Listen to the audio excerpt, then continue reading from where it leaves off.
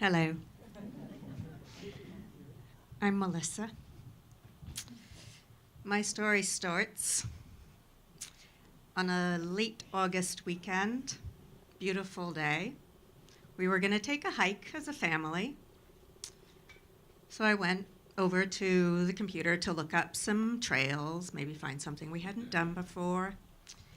And I saw that things were not looking good for the weekend weather-wise. Saturday was going to be great, but there was a big hurricane. You can guess it was 2011. And among the many things buzzing on social media, the emails coming into my inbox, there was a note from the Intervale Community Farm. We, as a family, had belonged to the farm at that point for over a decade. Now we're approaching 2 decades. But Andy, you were only 13 when I first met you there. And there was a request, a very polite request from ICF saying, if any members have a few extra hours today, Saturday, and could come help us, we are embarking upon Operation Onion Rescue. And then I also saw through other social media, other farms, folks that I knew asking for help. And I thought, yep, there's no way we're going on a hike. We're going to go down and help. Question. Have you ever tried to get teenagers out of bed before 9 a.m. on a weekend morning? You know what makes it harder? Hey kids, we're going to go pick onions.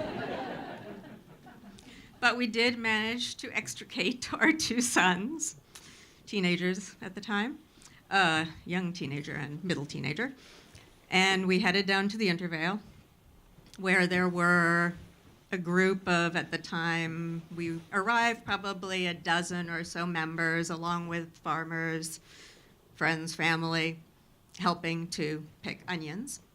And it was a beautiful day, felt sort of surreal, like, really? It's gonna hurricane tomorrow? Okay.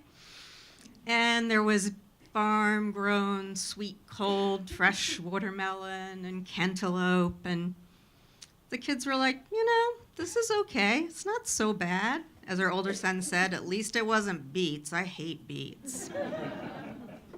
So we picked for a while, and I pushed it when I said, maybe we should go help with the tomatoes, where you had to kneel in the dirt and like something, and they were like, no, we're not doing that. So we did some more onions, and I think put in several hours, and all the onions were laid on a table in the hoop house, and we felt pretty good about helping. We did something.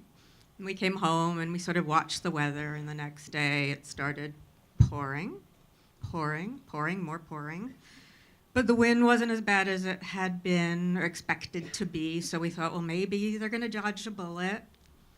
Towards the evening, Sunday, the rain tapered down, and I was checking my email, obsessively, of course, as I always do, and I saw more posts and emails on social media, et cetera, from farms saying, okay, we're okay for right now, we're kind of holding our breath, but knowing what we know, it's likely the river will break the banks, and so could anyone come help?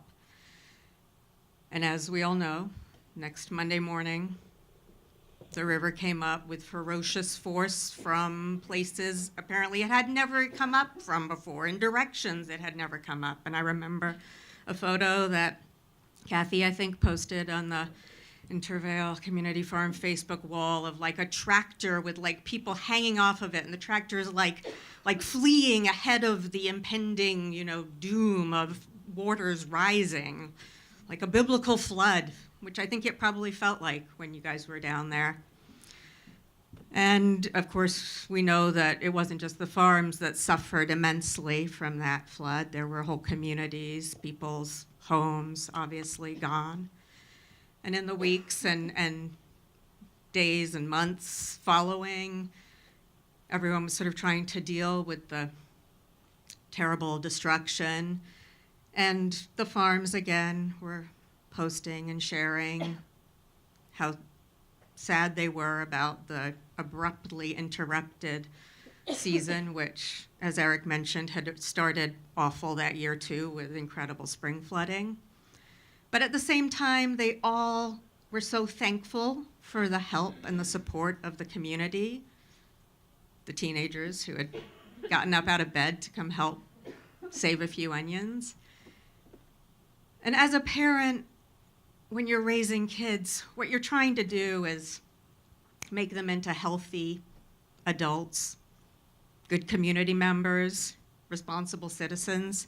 You expose them to a lot of things. You make them do things that they maybe don't want to do because you hope that someday in the future they'll go, oh yeah, that's why my mom or my dad made me do that. And I have to say, I think I'm kind of proud and a little surprised that both of our boys, now 23 and 20, have chosen to sign up for CSA shares on their college campus and deal with, like, what do I do? As our 20-year-old texted me a few weeks ago, what do I do with this hairy, scary, knobby thing, and what the heck is it? Anyone want to guess? Celery. And our kid who hated beets figured out how to cook them and make them taste like something he'd want to eat.